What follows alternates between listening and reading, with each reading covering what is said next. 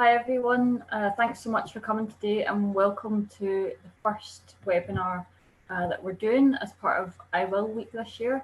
My name's Vary and I'm one of the I Will ambassadors in Scotland, and I'm really pleased that you've all came and joined us today. So just before we get started, we're going to do a wee bit of housekeeping. Because we're using Zoom, we'd ask you to all mute your audio when we're presenting, but you can feel free to turn it on and ask us any questions that you might have at the end of the webinar, because we're going to have time for a Q&A. But if you do have any questions throughout the webinar or you need any technical help, then just drop a message in the chat box and Jane from YouthLink Scotland will try and help you out. Feel free also to use the chat box, introduce yourselves, tell us where you're joining from today, and network a bit with the other participants. And this is also a reminder that we'll be recording the session today, so please feel free to turn your videos off and use the chat function if you'd prefer to do that. It's not a problem. So the purpose of today's webinar, there's quite a few different things that we are going to cover, but we're going to answer the question, what is the I Will movement in Scotland?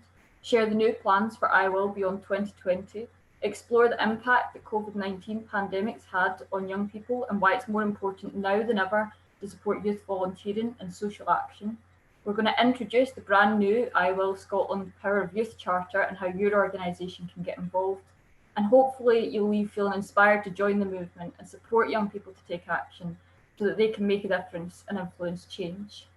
So I'm very excited to be joined by some other awesome I Will ambassadors today. So there's myself, I'm Barry, I'm 21, I'm from Inverclyde. There's Joe Meekison, there's Sian Gullen and Rachel Hatfield. We're all I Will ambassadors. And then we also have Tim Frew, who's the CEO of YouthLink Scotland and the co-chair of the Scottish I Will Advisory Group. And you're going to get to hear from all of them over the next hour or so.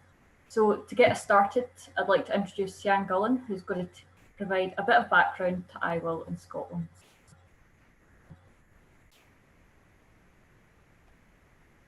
Hi everyone, I'm Sian. I've been an I Will ambassador since 2016, so quite a while now. And the campaign started off as a UK-wide campaign that was launched by Prince Charles through Step Up to Serve, which was the aim was to increase the number of young people getting involved in social action.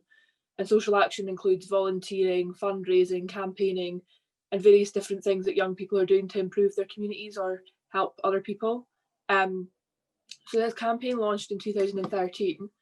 In 2015, YouthLink Scotland and Young Scot and Education Scotland became the strategic leads in Scotland, and we had the campaign really started to snowball from there. I joined the campaign in 2016, which is the same year the Scottish I Will Advisory Group was established, and in that year, I Will really started to move forward. We started to see Scotland have their own little events, and ambassadors in Scotland met up.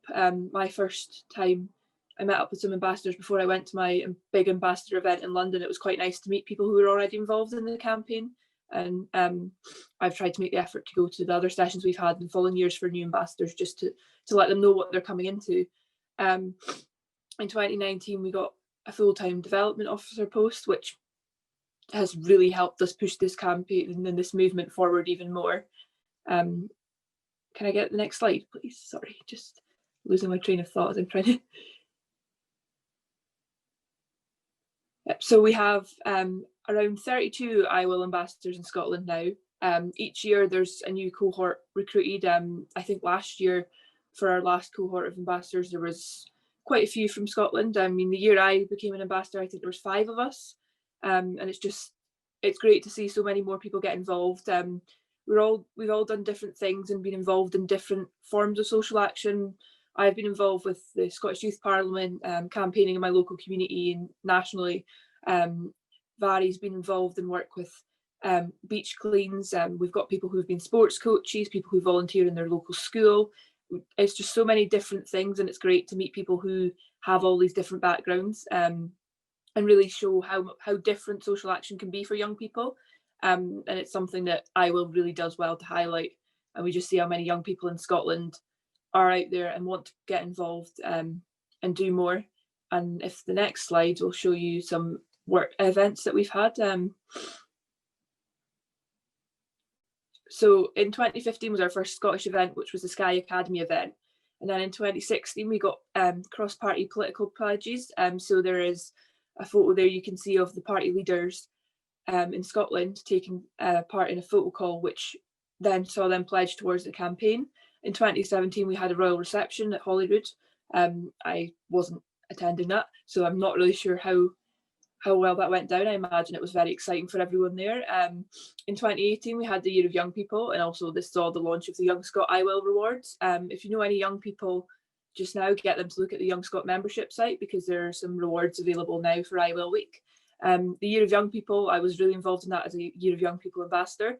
I took part in loads of events. I got to go to Berlin to go to the opening of the Scottish Government Innovation Hub, which I got to meet German young people and explain what I do volunteering in Scotland, which was amazing. There were so many amazing things going on that year. It would take probably the whole session to list them, but I will really got involved in that.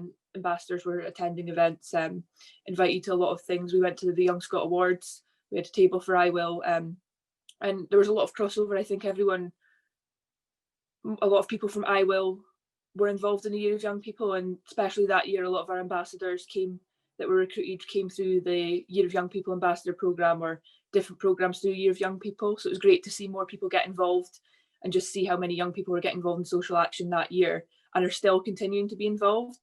And then 2019, we had our I Will for Nature launch, which is a sub campaign of I Will, which focuses on tackling climate change, looking after the environment. So we've done a lot of work with that, with the marine conservation. I know Rachel, who you'll hear from later, has adopted a turtle after attending these sort of events. So it just shows you how different the campaign can be and all the different things we can do just with young people getting involved and taking part in the support of people to organise all these events, because most of this wouldn't have happened, especially in the last few years. A lot of the events that have happened wouldn't have happened without the support of YouthLink and Jenny herself, who's been, I think all the ambassadors would agree, absolutely amazing at getting opportunities for us. And we're really excited to see how the campaign is going to move forward.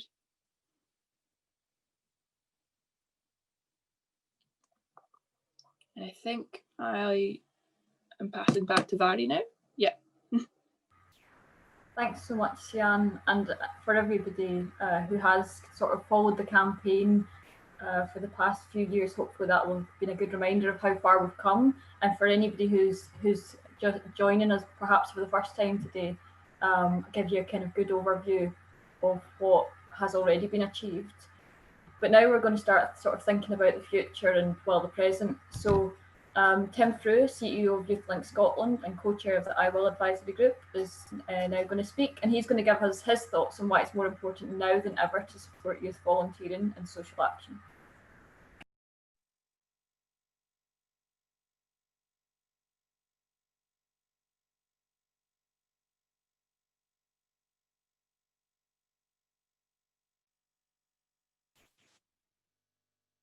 We can't hear you, Tim. You might be on mute.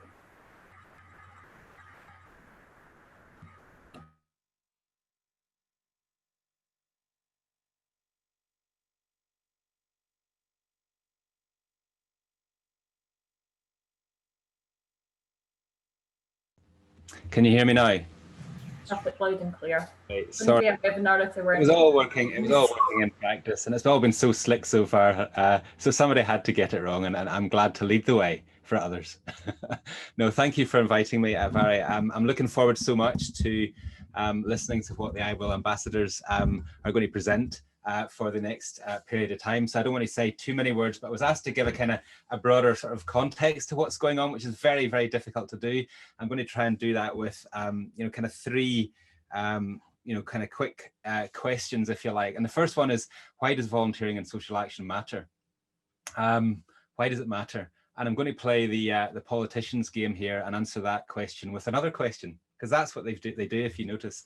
So the other questions are these, why does democracy matter? Why does freedom of association matter? Why does having a say in the decisions that affect me matter? Why does my health and well-being matter? Why does society's health and well-being matter? Why does social justice matter? Why does community and building social capital matter?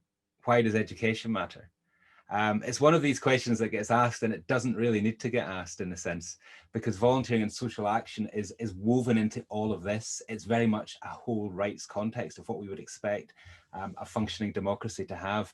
You know, it's that impulse that takes you beyond, I'm going to get something for this, you know, be it pay or career or status, to I'm going to do something about this. I'm going to do something about this. I'm going to raise money. I'm going to help someone in hospital. I'm going to spend time on the streets with young people. You know, we have seen in abundance that spirit of volunteering and taking action. It's gone right up the agenda, hasn't it, through this COVID pandemic?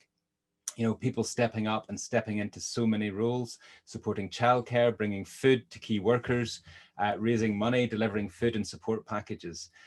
And from my perspective in the youth sector and youth work sector, we have seen that in abundance. So we have a link magazine, maybe Jenny could pop that up in the chat function, a link to our magazine, which just tells that wonderful story. And, you know, they're paid workers, they're professional workers that are part of that, but the whole pyramid of youth work relies on all of these volunteers.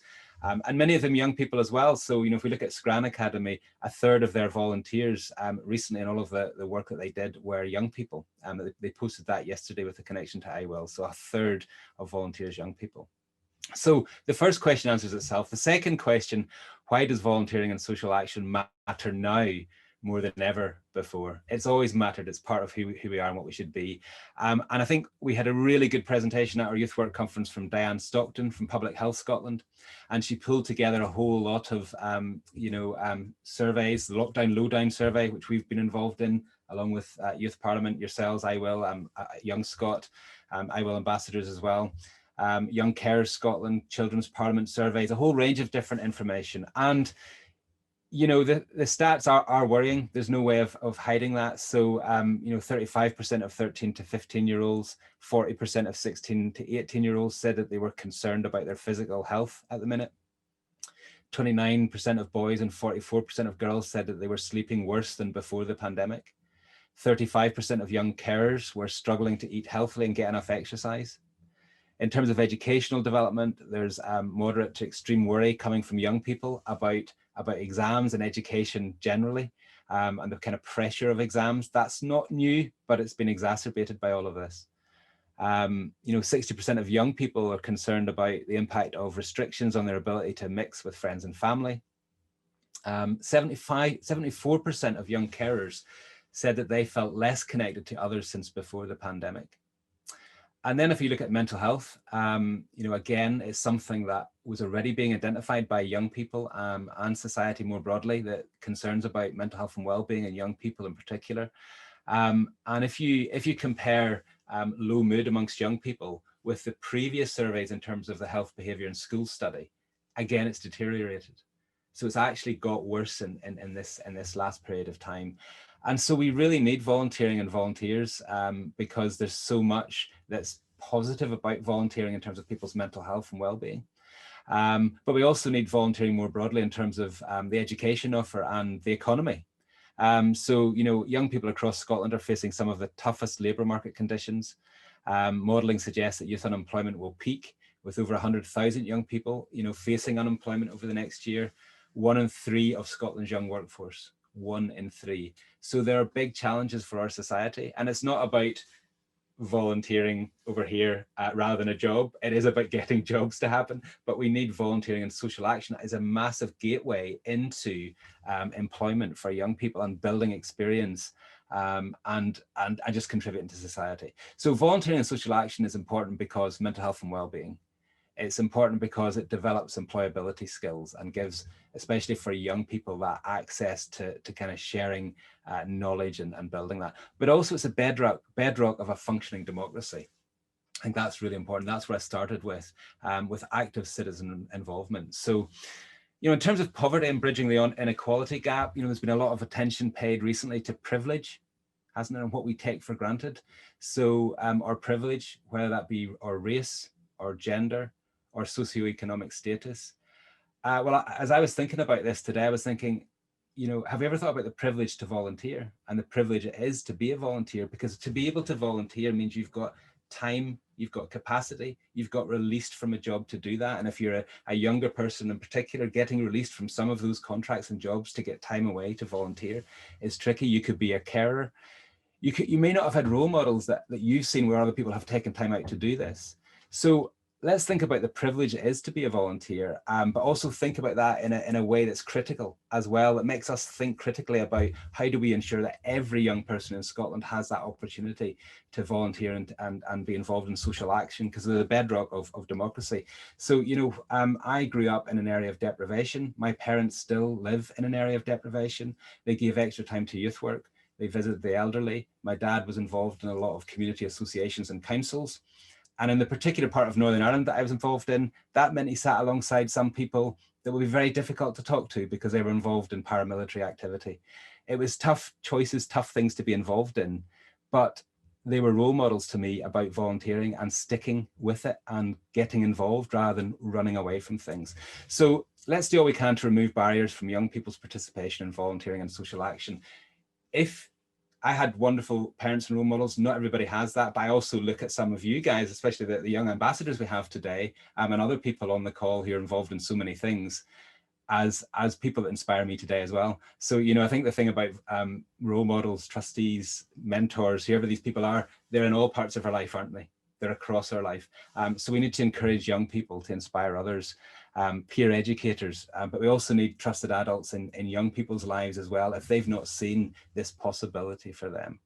There's also something about political literacy, I think, in terms of the whole volunteering and social action side of things. So, you know, postmodernism has brought a lot of interesting things for us in life, and many of them are good, but it's also led for me to a bit of a post-truth society. Everything's relative, so we don't have news and facts anymore. We have fake news and alternative facts. We still have news and facts, but the fact that they can be contested is quite a challenge for us, isn't it? So there are some hard, uncomfortable truths that we need to face up to. How can volunteering and social action shine a light on racial prejudice? How can they shine a light on holiday hunger? How can they shine a light on climate injustice? You know, how can they shine a light on young people getting treated differently? You know, look at the exams fiasco, look at students in universities. My daughter's a student in university, and I can tell you that the way that some people inspected her halls of residence recently is not something I would be comfortable with, and I don't think would happen to any other group of young people. So we need to think about social action, volunteering, and kind of spreading that around. And my third and final thought or question is, what's the overall context in terms of policy? You know, it's great that volunteering and social action is higher up the agenda than ever. You see what Marcus Rashford has done, for example, and it's so encouraging, isn't it, to see that change coming about. But we need to move beyond an emergency response into longer term strategies. So rather than, isn't volunteering a lovely thing when you need it? We need to move to, we always need it. And it's good for all of us, so that we should all be able to benefit from it. So it's not a kind of nice to do in an emergency, we always need it. And I was meant to talk about, but I'm not going to, Jenny, sorry, and others that have asked me to do this. I'm not going to talk about the Volunteering for All framework, Youth VIP, UNCRC, Youth Work Strategy. There's a lot of strategies out there, folks, and you guys know a lot of them already because you've been involved in helping to create some of them and continue to be. That's all good, but is there political will in Scotland to see a complete culture shift beyond the strategies?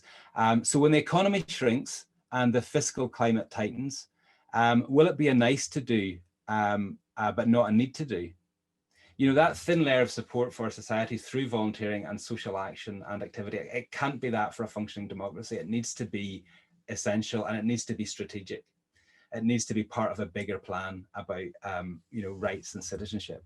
So if that means more time off for work, support for carers, moving to a well-being economy, these are all things that we need to kind of build. So the legacy of Year of Young People, is it definitely a political change that's happening that's affecting all of us, or do we revert to type? So some final quick thoughts. And these phrases have been going through my head. It's a bit about, I think it was a fake news thing and the alt truth. I started thinking about the way that good words are turned into other words by people to muck things up and mess them around. And one of those words was do-gooders. Have you ever heard that phrase, do-gooders? And it's suddenly become a bad thing to be a do-gooder.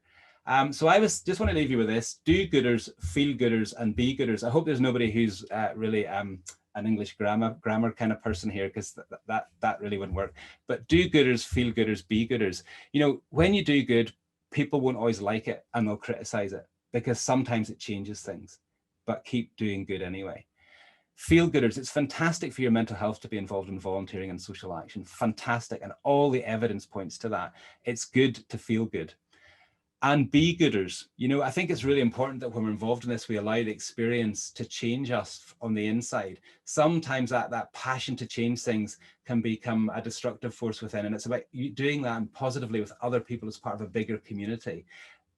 It's about being a be-gooder as well. So, you know, volunteering is about saying and doing, doing and saying. It's never do what I say.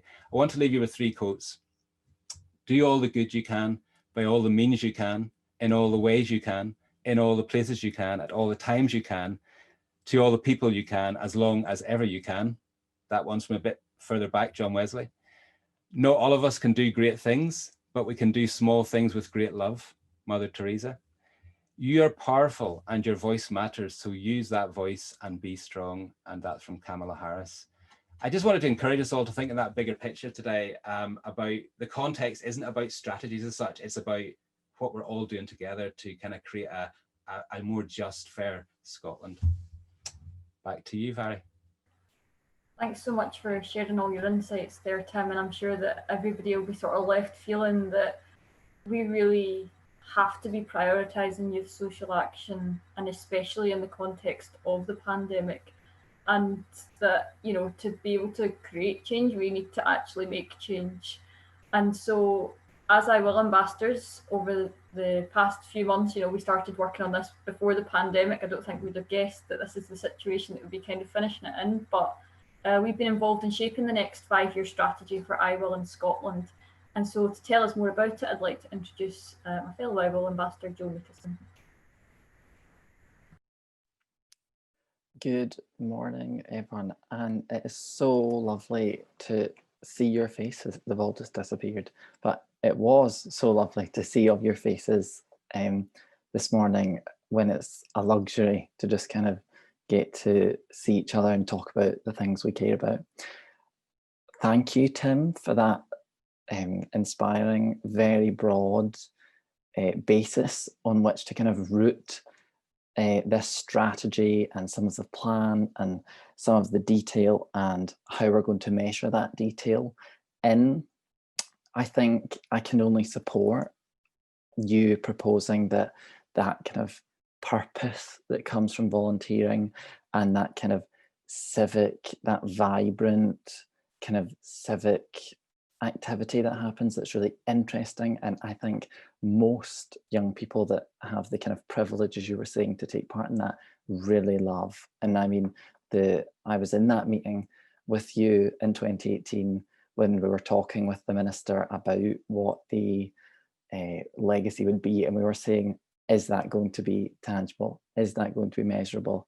And I think that was one of those opportunities for me when I was just thinking, this is really us on the precipice of making this legacy real, if we could just get that well.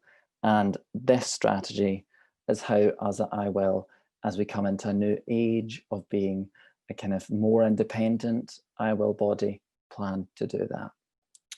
So our vision then, starting from the top, it really is begging the question, not how we're going to get there, but what Scotland we want to live in.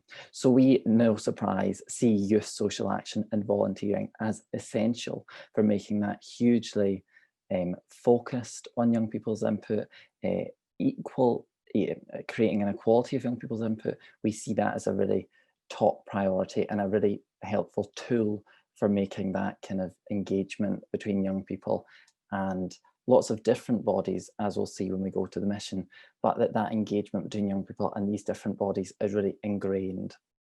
The second part of that vision is that we want a culture where, regardless of your personal situation and background, so I don't have to explain to a virtual room of people who work with young people in Scotland that we see huge barriers put in place for young people, and that despite massive progress that we've made in Scotland, they are still present, and that is still totally not appropriate for what we see as the Scotland that we want to operate in and want to achieve getting to eventually. Our mission then. So how are we going to get there? What is IWIL going to contribute to Scotland now, as Tim was saying, to get to our vision? Well, key to take from this top line of mission is cross-sector. So cross-sector is something that we have borrowed, if you like, kept on from the kind of UK-wide model of IWIL, which is something that they've done really strongly. It's something which IWIL in England has really led the way on. And it's something that we in Scotland really want to take forward under the learning we've done over the past 3 years that I've been IWIL ambassador, and longer for some of my other colleagues, but that they've done that really well. We want to use the IWIL banner to share ambition. So as Tim was saying, it's often a role of volunteering to kind of inspire, to attach to a bigger purpose, to create meaningful opportunities, and to really champion here the Scotland's own project, Power of Youth, that we're kind of taking forward after being first put forward at a UK level. We're kind of adopting that really strongly along with that cross-sectoral approach to champion that in Scotland and hopefully achieve that vision. So how are we going to measure that? Can I have the next slide, please?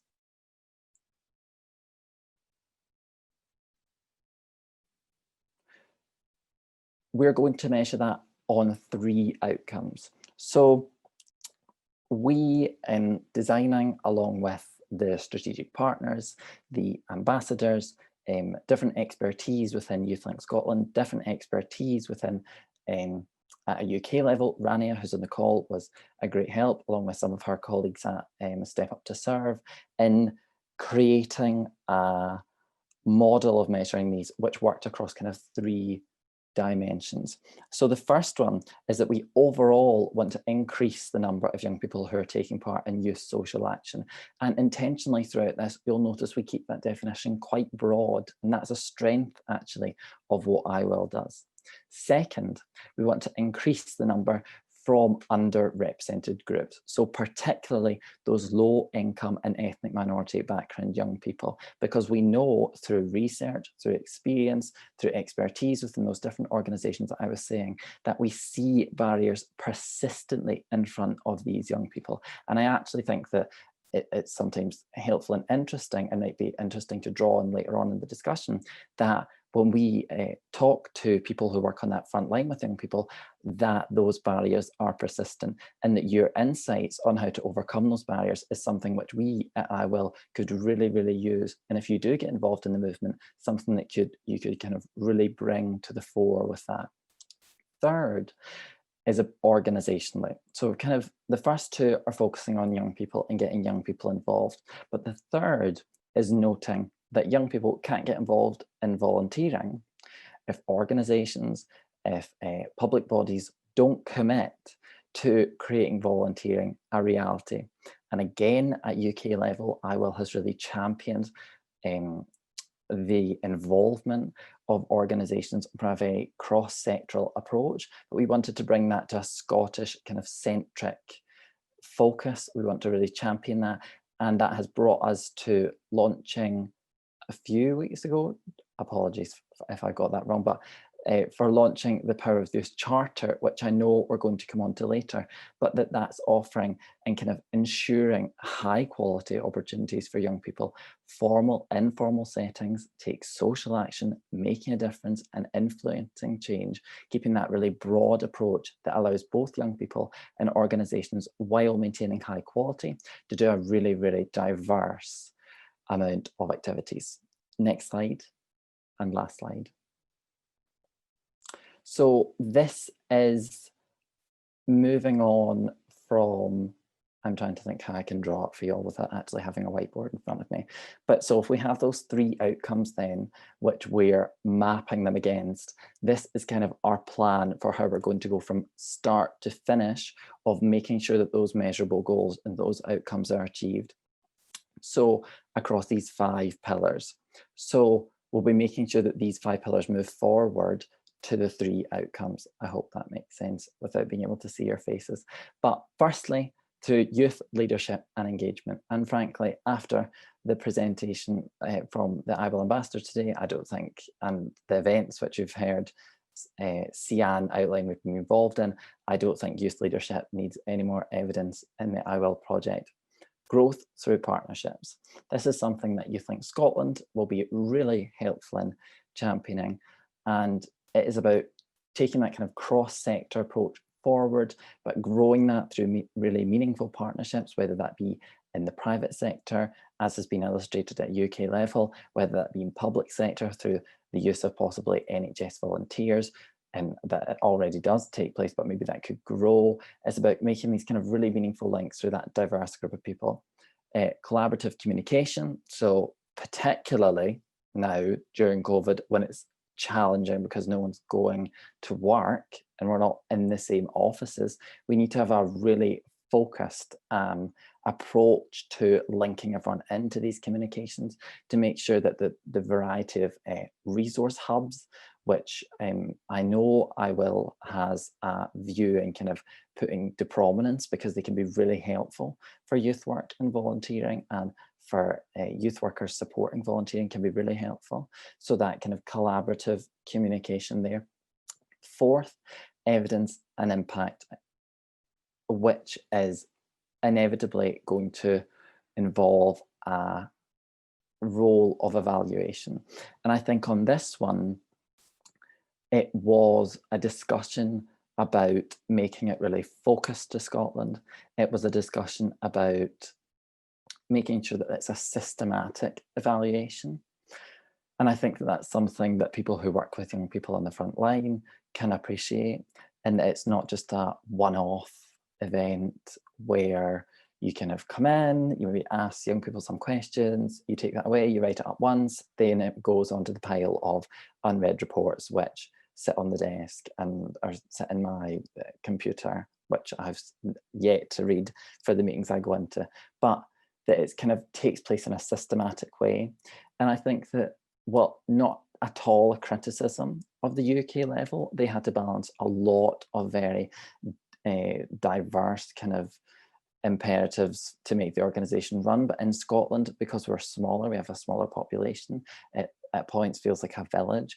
I think in this one, a really significant impact under the new model of IWIL can be put forward within this kind of evidence and impact thing about what we're evaluating.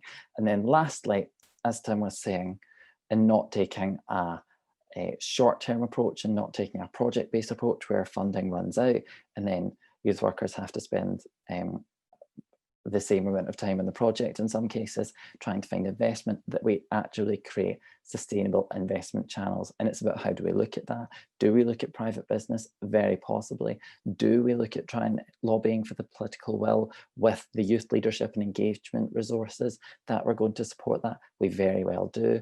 Is it about working with youth workers to see if we can maybe adapt some of the funding channels that are present, but then again, do they have the time to do that? Could IWIL maybe support their lobbying efforts to try and root out maybe at local authority level some of these new funding channels, but in all of them making sure that it's a kind of sustainable long-term approach to doing that.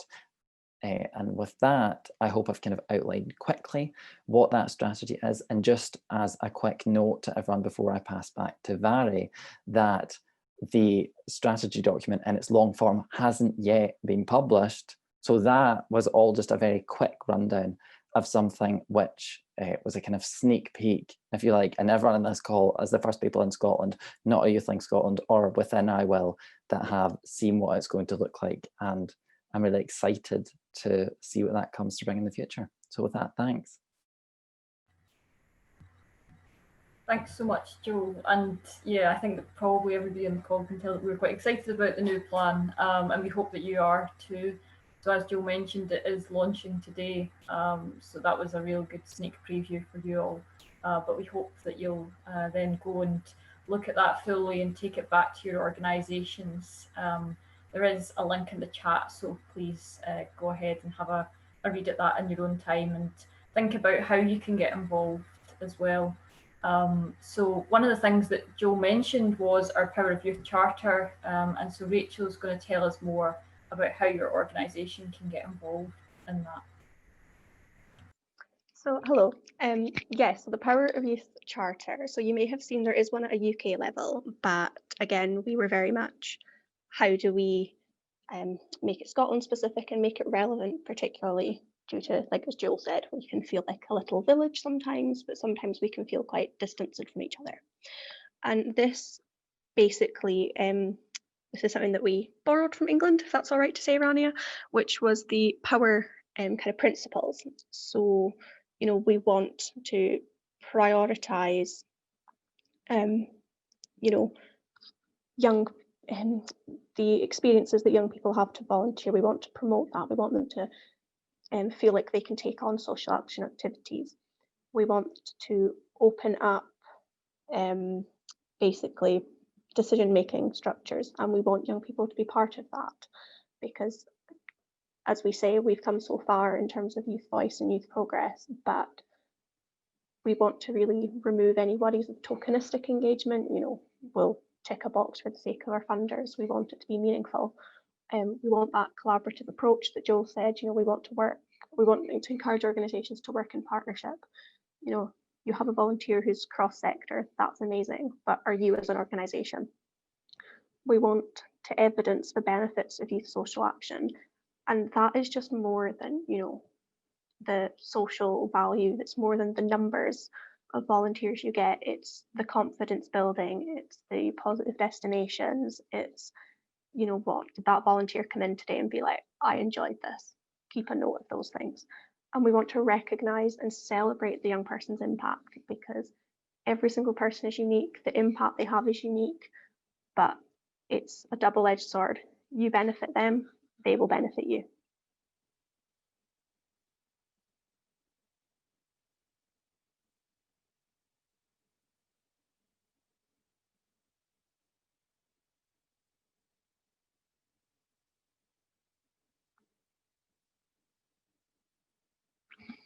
So what we're basically asking is that as organisations in Scotland, that you guys sign the Power of Youth Charter. So what that is a senior leader or a senior member of staff from your organisation signs up on behalf of said organisation. In signing up to the charter, your organisation will outline some specific actions that you'll take to deliver on the commitments of the charter. We would then ask you to put up a really nice, snazzy social media post to be like part of this, and maybe a little bit about what you're going to do. But your organisation will then hold itself accountable to the young people that you've got, tracking development annually within your own organisation, but with you know, us as I Will ambassadors and your own networks, just to say, you know, what are you doing? So if your plan is to make sure that you're holding events, or you're wanting to showcase development opportunities more, you know, once a year we'd say, how are you getting on? But the benefits are amazing. You know, you can access new ideas and perspectives that will enhance, you know, you as an individual, but also your organisation. It'll strengthen relationships with younger stakeholders and your younger volunteers. It'll show them that you care. It'll show them that they're not just another person on the list. You're setting an example to so many other organisations within your own sector. You could be a sector leader, but also the wider kind of sector that involves volunteers in the cross-sector approach. And you'd get access to networks and resources through us at the I Will Partnership that can support your charter commitments and just give you other organisations to bounce ideas off.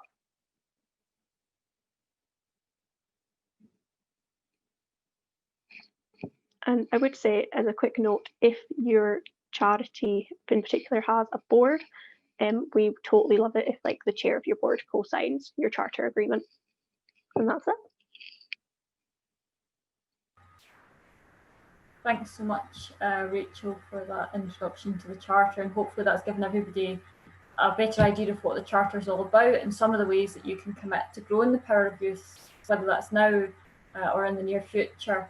And those links to that have been put in the chat, so please do check those out, and the contact details that were on the screen just a moment ago, you can get in contact with Jenny. She'll be happy to answer all your questions and help. But we do now have some time for discussion and questions on like everything that we've covered today. So if you do have any questions about the charter, the strategic plan, why it's so important that we have, you know, I Will in Scotland, or even like, you know, what we do as ambassadors, then this is the chance to ask them really. So please do either type them in the chat, or you can use the raise hand function and we can bring you in to ask your question.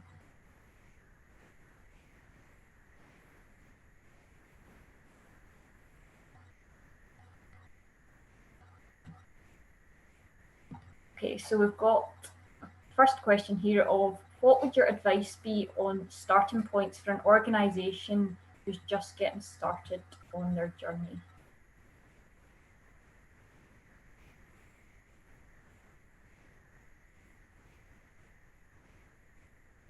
Rachel, I know that I don't want to put you on the spot, but I know that you have been helping an organisation recently get started. So do you want to maybe do that? Yeah, it sounds, I know I mentioned earlier that we don't like tokenism, but go for it. Like, just go for it. There is no wrong way about this if you are serious in proving the commitment to your young volunteers. If you have the passion and you want to do it, and it's not just being seemed to be another additional pressure to you, then go for it. You know, we don't, you know, we're not assessing you in any way. We're not trying to be the bad people, but we are just so hopeful that we can really create a culture where youth volunteering is the norm and is positive. And we can't do that if organisations don't take the lead.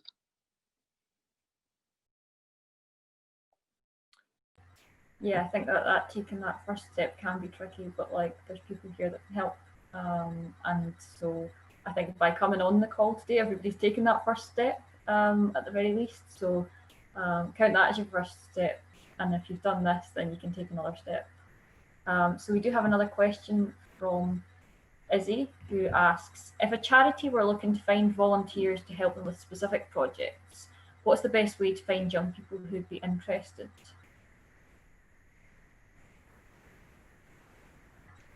Well, just to jump in on that one, more than happy to be supported by my fellow IWIL ambassadors, but YouthLink Scotland as the facilitator to the IWIL project has great links with YouthLink, with youth work charities and youth work organisations and projects that happen up and down Scotland day in, day out, which is particularly important, having built them up over the past years when we now sit in COVID, where it's obviously impossible to actually go to some of these organisations and can be quite hard to strike up links with them.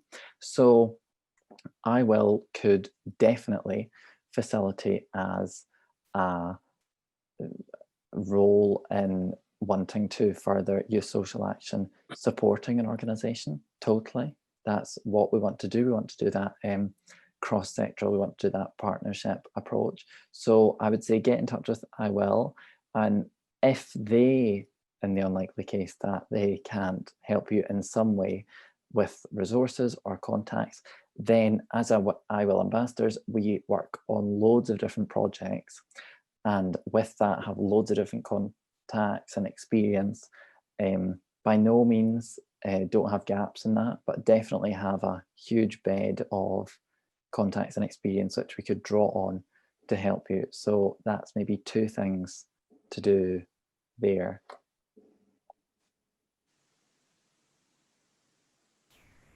Jan, did you have something that you wanted to add to that one? Yeah, I was gonna say that also another good channel to use is go through Young Scot. If you're doing a particular opportunity in a local area, they're quite good for sharing the accent, like an advert for the opportunity on their website. And I know a lot of young people do check the website.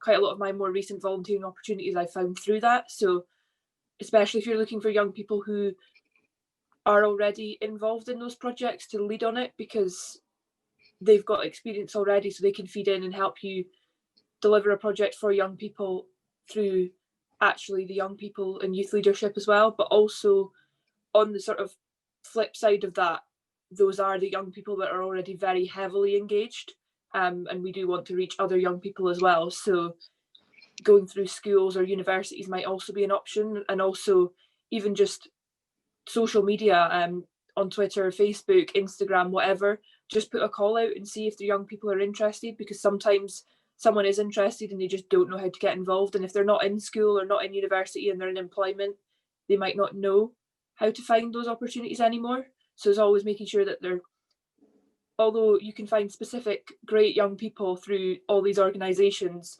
if you want to engage more young people, sometimes just getting to where the young people are is the most useful way.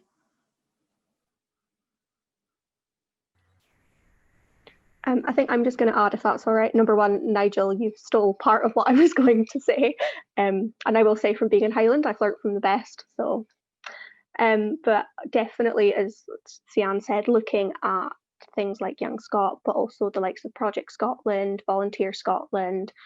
You know, if you're looking at the education point of view, particularly, I saw a question about how can schools get involved. As a wee heads up, we do have sessions tomorrow, which are more education based.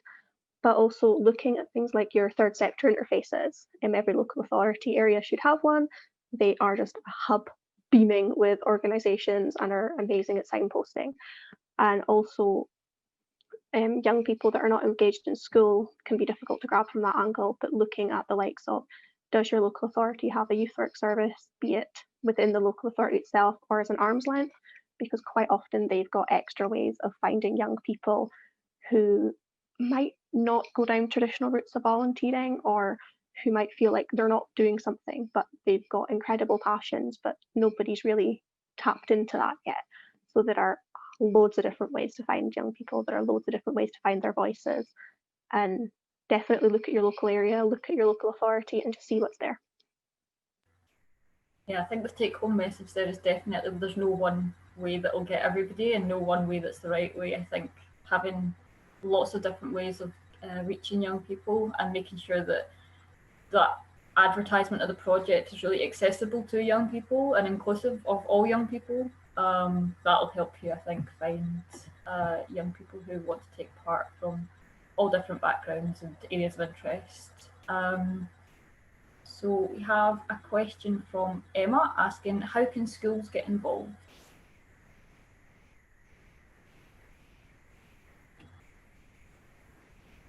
I was actually just about to mention YPI myself. Myself and another ambassador, Abby, did a session, a webinar with YPI about encouraging that active citizenship in schools, and how we were encouraged through school in ways that our schools could have supported us more.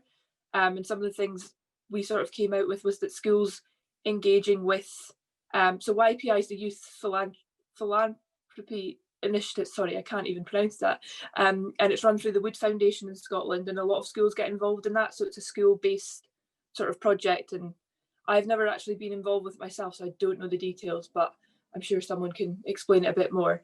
But I found that it's actually a way that young people, they were asking us, how can we get those young people to continue to volunteer after that? And I think it's something that you can easily introduce in a school to get young people interested in issues, and it might snowball from there as well. And it's quite an easy thing to do. It also looks really great and helps young people develop loads of interpersonal skills as well as just getting involved. So it's a really useful initiative there. And there's loads of other projects that you can do. I know Young Scot are doing a lot of work with schools. Youth Link have done some work, and we've got the session about youth work in education and social action in education later on this week. So there's loads of different ways schools can get involved, and also just being there to support young people who are already involved. I found at my school were a little bit pushed back a little bit when I was like, can I go to this event? Oh no, it's during school time. I don't have a class that time. Oh, but you still can't go. And it just, I think there needs to be that sort of understanding that you are still learning just because you're not in a classroom. Like, taking part in social action is a form of education in itself. It fits into the curriculum for excellence. It's not that you're taking time off to go on a trip to Edinburgh for fun. I was away visiting the Parliament, talking to ministers, but I was told that I was going to miss out on, I can't remember what class it was like PE or something, that I could also follow up with later on in the week. So I think it's just important to recognise that it's also education as well as opportunities for these young people, and they're developing skills that will take them through to employment.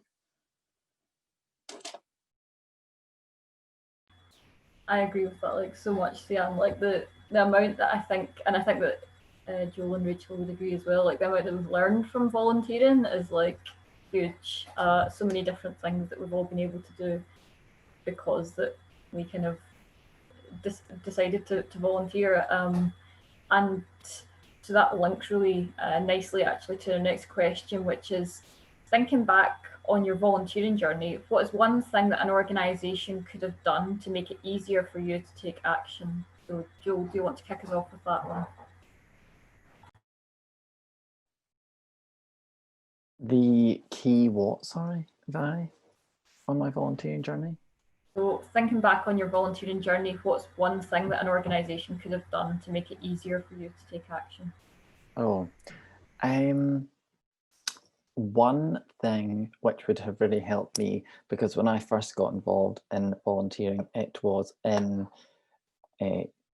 children's rights, and that's kind of where I've kept up most of my interest. And I now do things like work with the Scottish Child Law Centre, which is great and provides, for the record, free legal advice on any children's rights matter to children or parents in Scotland 4 days a week. So, but being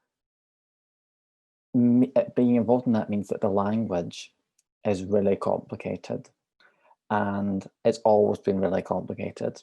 And I have a kind of thing that I wrote in 2018 after I'd been involved in it for 2 years, and it was all about language. And it was because I had come 2 years into it and I'd finally cracked. One day it just really came to me after 2 years that it was the language thing, because I was thinking, why is this so complicated to get involved in? Why is this so difficult to get my head around? And also when I say to my friends, oh, I was doing this really interesting thing, why do they all look blank?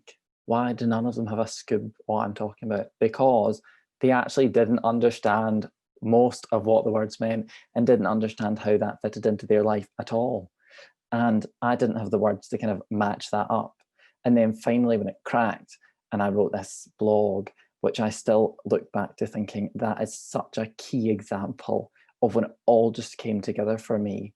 And I was able to see what had happened. So maybe make sure your language is accessible, or maybe explain how language is going to play a role in a project would be a really interesting thing to take forward from I Will Week for me. Yeah, just on the back of that, I've gone to a few meetings where a lot of acronyms are used. I know I did it earlier and I'm going to apologise now because I hate when people do it. But a lot of young people will go to these meetings and be a bit scared because they assume they should know what that means. And it's just something, I've said it once before to some volunteers who were sort of getting involved. I was saying, if you're at a meeting and you don't understand what's being said and you're invited there as a young person, then that organisation is not having a youth-friendly engagement with you at that point. If the young person doesn't know that they can ask, even if you just say you can ask if you don't understand something, don't be scared to ask, because we all do it, we all slip up and forget, not everyone knows what we're talking about. But it's just being important to be open and make sure that a young person knows what's going on. And I think as we get older and we get used to going to these meetings and we hear things, we will just say, oh, what's that mean? I know myself, I didn't know what UNCRC actually stood for at my first meeting when I was taking part in something, but I was 14 years old and I didn't know. I knew that there was the UNCRC, United Nations Convention on Rights of the Child. I just didn't know that was an abbreviation of it. So it's just so important to make sure that even those simple things that you might think everyone knows about, not everyone knows what it is, and just make sure that even just say, does everyone know what that means? Does everyone know what this stands for? Just to make sure that the young people aren't scared to ask, and then as time goes on, they'll get the confidence to say, what's that, sorry? And it's just all about being open. Even if you want to use the language, just make sure your people know what's being said and they're learning what that means so they can then use it later. For me, I had to have a quick think about this one, and I think one of the biggest challenges I know I faced was sort of there wasn't that recognition that, you know, as somebody with caring responsibilities or, you know, being in education, I had a really negative experience where I do remember thinking, well, it's exam time. I like have to go and sit that exam. As much as a young person, the SQA is not my best friend. I didn't want them automatically failing my English exam. But so there is something around, you know, when you're making arrangements with young people, you know, they need to be at the centre, and I wasn't at the centre in that discussion. So I think if I had known, as kind of like what Sian says about speaking up and saying, actually, no, you know, it might be the middle of study leave or whatever, but I have my own commitments and I have my own life, and we should never ever make volunteering feel like a pressure. It should never be something that they feel like they need to do. It must always be something that they want to do. If not, something has gone wrong, unfortunately. Yeah, and I think just summing up what the three of you have said, like my own one would be like a message of that if you're making it more accessible for young people, you're really making it more accessible for everybody. You know, if whether that's that you're paying people's train or bus fares to get there, or that you're thinking carefully about the time of day that you have it. What about the parents that need to go and pick up their children from school that can't do that time of day? And you know, the format of meetings. Personally, I really struggle with meetings that are just talking.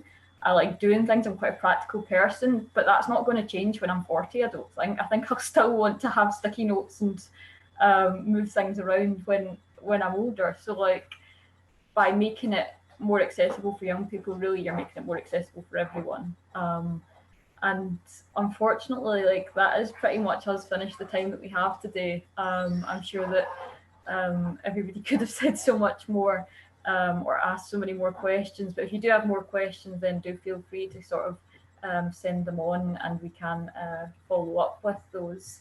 But yeah, thank you so much everybody for joining us. This was obviously just the first webinar of our Power of Youth Festival, and we're really looking forward to seeing your charter commitments and what you're going to do going forward to help us build this movement in Scotland. So there's 6 more events over the next 2 days, so do head over to the I Will Week 2020 page, which is on the Youth Link Scotland website, and sign up for some of those. They're not to be missed. And you can also follow our brand new social media channels, which is at IWillScotland on both Twitter and Instagram. And you can use the hashtag IWillWeek and hashtag Power of Youth throughout the week. And you can share your celebrations, tell us what you enjoyed about today, and tell us what you're going to do next. So thank you all for coming, and I hope that you have a brilliant I Will Week 2020. And also thank you to everybody who spoke, Sian, Joe, Rachel and Tim as well, and Jenny for helping us organise. And Jane for doing the tech. Can't forget about the tech person.